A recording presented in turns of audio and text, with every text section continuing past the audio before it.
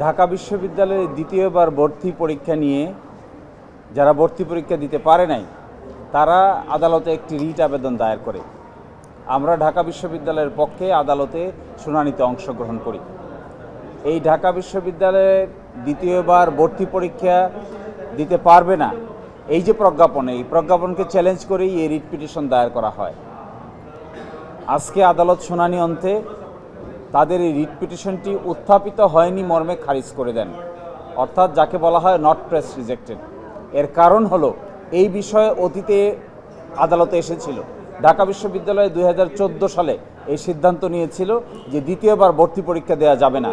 এর বিরুদ্ধে হাইকোর্ট ডিভিশনে রিট হয়, রিট মামলা শুনানি হয় এবং হাইকোর্ট ডিভিশনের মাননীয় বিচারপতি ফারাহ মাহবুবের আদালতে রায় ঘোষণা করা হয় এবং সেই রায়ে ঢাকা বিশ্ববিদ্যালয়ের সিদ্ধান্তই বহাল থাকে। তার বিরুদ্ধে তৎকালীন সুপ্রিম কোর্টে একটি আপিল দায়ের করা হয়। ওই আপিলও নিষ্পত্তি হয়ে যায়, খারিজ হয়ে যায়। এই সব কিছু জানা সত্ত্বেও আজকে আবার একই বিষয়ে হাইকোর্ট বিভাগে আরেকটি নতুন মামলা নিয়ে আসা হয়।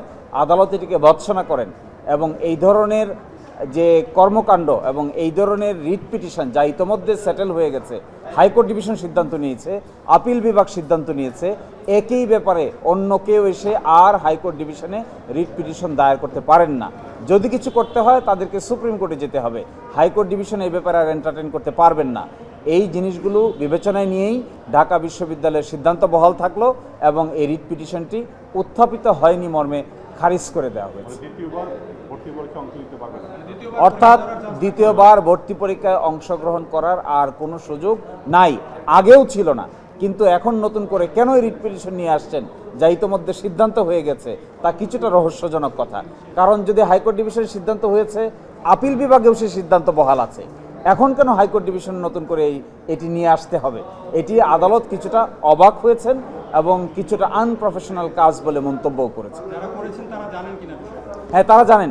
তাদের পক্ষ থেকে আদালতকে ইনফর্ম করা হয়েছে যে এই মর্মে একটি রায় আছে।